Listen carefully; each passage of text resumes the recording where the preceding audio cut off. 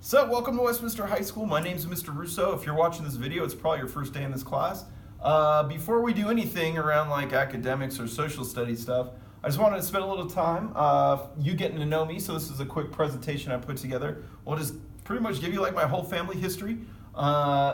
There's going to be ups and downs, stuff that's funny, sad. I have my helpful mystery student that's helping me film this. So if we start laughing, just you can join in with us or just keep moving forward. So anyways, here we go. I'm going to start even before I was born with my mommy and my daddy. So here's my mom and my dad. This is on their wedding day.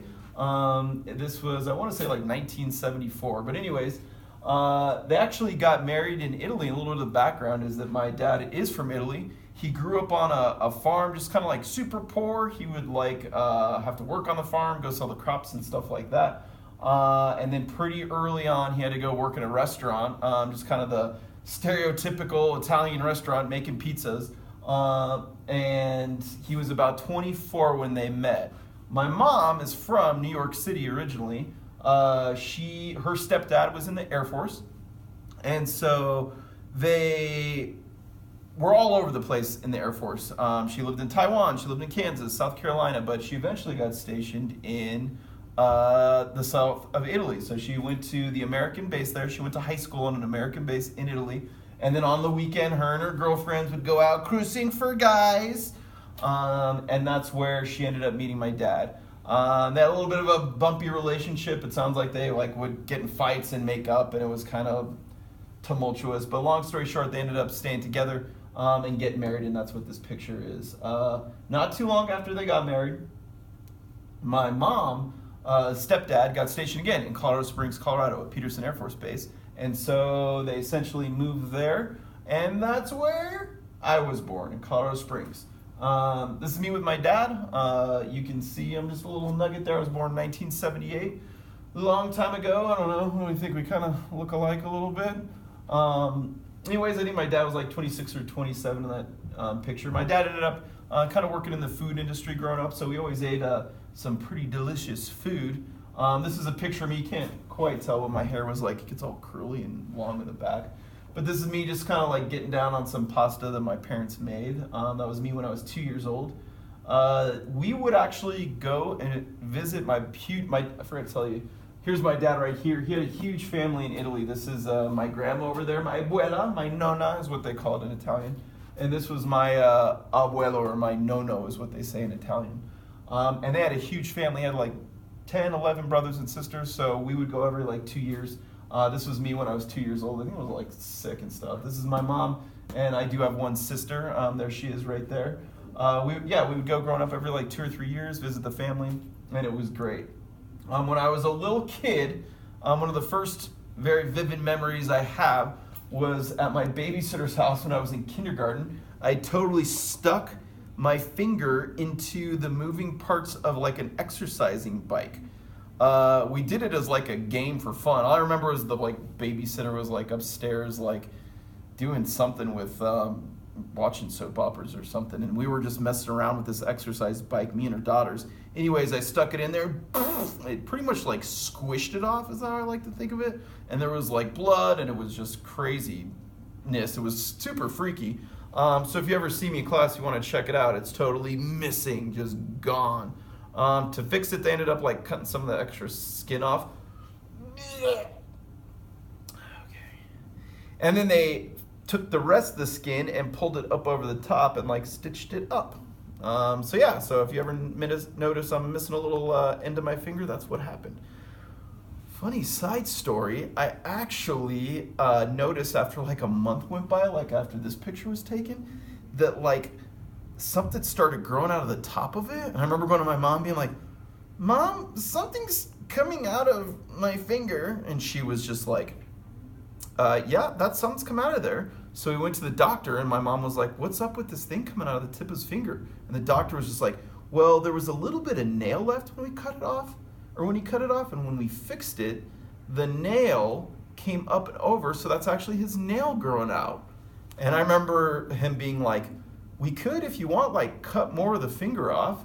And I remember my mom was just like, "Hey, Gregory, sweetie, you want to cut off a little bit more of your finger? That way that little nail thing doesn't grow out? And I was just like, no, Mom, I don't want to cut off my finger again. She's like, okay. And she's like, thanks, doctor. And then we left. So yeah, that's kind of the whole story behind it.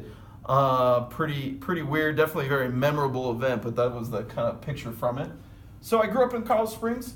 This was me in 6th grade, so I'm much older now. I loved elementary school. I had kind of a group of friends. We would like go out and play Teenage Mutant Ninja Turtles. It was just the best. I remember loving life, and it was great. But then I actually went to a different school for middle school, and I remember getting freaked out because I thought that I was going to get picked on because I didn't know anybody, and I started getting freaked out about my finger. So I don't know if I was going in with that mindset as what was bad, but the bottom line was in middle school, I was just kind of like scared. I thought somebody was going to be like, hey kid, what's wrong with that little weird finger of yours? So I was like pretty freaked out, and that ended up starting off the whole experience bad. So I had bad experience in middle school. Even looking back, I remember I actually used to like kind of hide my finger. Like I was just like, oh, it's so gross and ugly. I want to keep it my little secret. So even looking at like some of the pictures, this is one of the pictures where we actually went back to Italy. I think I was in 8th grade there, or 7th grade. But either way, I remember being like real protective of it. So either way, middle school was not a big fan of. High school was much better. This is me, my senior year of high school. I worked at a restaurant as like a busboy and eventually kind of like a waiter.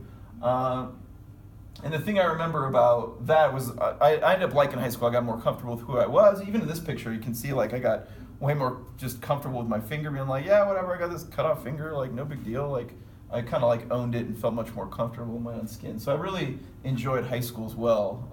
And when I was in high school and was getting towards the end, I got a little freaked out because I didn't know what I was going to do with the rest of my life. Sound familiar? You guys might be starting to think about like, what am I going to do after high school?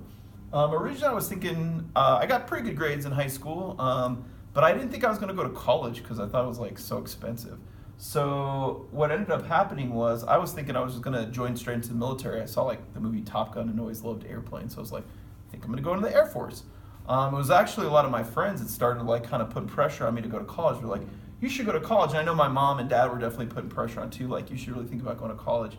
And so eventually my mom, my dad, and my friends kind of helped me figure out what I needed to do to go to college, like doing applications, trying to find money. And so it ended up working out. I ended up graduating from high school and going to college. I went to 2 colleges. I went to Western State College in Gunnison, which was really cold. And I actually ended up switching from Western State College to Boulder. And this is actually me graduating from college. I loved college. It was very open, a lot of freedom. Got to like really start learning about history stuff, which is stuff I liked, and kind of the reason I'm a history teacher now.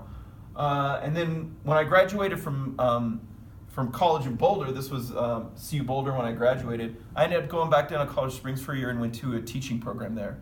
And I got my teaching certificate. And then all my friends ended up moving to Denver, and everybody was just like, come to Denver, so I ended up just kind of going for it.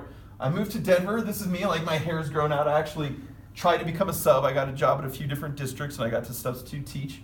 But then I also need a little extra money, so I also worked at DIA as like a baggage handler, like throwing bags on the planes. So this is me, like I think when I was like 24, I like grew my goatee out and grew my hair out all long. I used to be like put it up in a ponytail. Remember when I listened to music, I'd be like, ah, my hair would get all like fluffy and poofed out and stuff. I substitute taught for 1 year, which was awesome because I got to see all these different schools, get ideas for teaching, and I really knew that this is kind of the career that I was wanting to get into. So I moved up to, or I was already in Denver. I ended up applying to this district called, back then it was called Adams 50 School District. Now I think you know it's called Westminster Public Schools. But actually you probably don't know because today's like your first day of school. So this is Westminster Public Schools, in case you didn't know. And I got a job at this middle school called Shaw Heights Middle School. You may have heard of it. I worked there for 6 years, and while I was like getting a job and learning how to teach, I actually met my wife. She actually taught at Scott Carpenter Middle School. We had met before that, but us being in the district is kind of what brought us together. When we started dating, we went on a vacation pretty early. I was teaching Maya history at the time, so it's pretty cool that I got to actually go to some of the ruins in Mexico to check it out. So that was us when we first started dating. And it didn't take very long. Well, actually, it did take long. I think it was like 5 years. That's kind of a long time before I got married. So we were together for like 5 years, but we finally did get married. That was one of my best buddies growing up. That was like the pastor at the wedding. So best day of my life. It was fabulous. We were together. And for like honeymoon, we actually went to Italy. And this was cool because my wife got to meet my nonna now, who's gotten older. She's since passed away since this photo was out. But it was a really cool time because it was like my dad was there, my mom, my nonna, and my wife got to meet him all. So it was really cool. And I'm actually this summer kind of excited because I'm going back to Italy. So it's like 10 years later, we're going back to go visit. So it'll be cool to kind of check it out. Not too long after, boom, we got back. We knew we were going to want to have kids, and we did. My wife got pregnant, and we had our first daughter, little Anna Banana, in 2010. So that was, holy cow, almost 8 years ago now. Having kids is the best. It's a little weird at first. They come out and they're kind of like, I feel like you break them or something. Anyways, they got kind of easier and better as Anna got older. These next set of pictures, I'm going to just kind of zoom through and you'll start to see her grow up right before our very eyes. So there's me doing some dusting, a little Anna Banana starting to get bigger. I try to recreate the picture that I first had in this where I made her some pasta and she's getting down on it. She definitely has some curls in her hair. Yeah, and then they just keep getting bigger. My wife and I kind of talked about it. We decided to have a second little baby. That was when little Kate came out. That's me with Kate. That was 2012. And then the rest of this is just the kids getting older. We did the whole Disney World.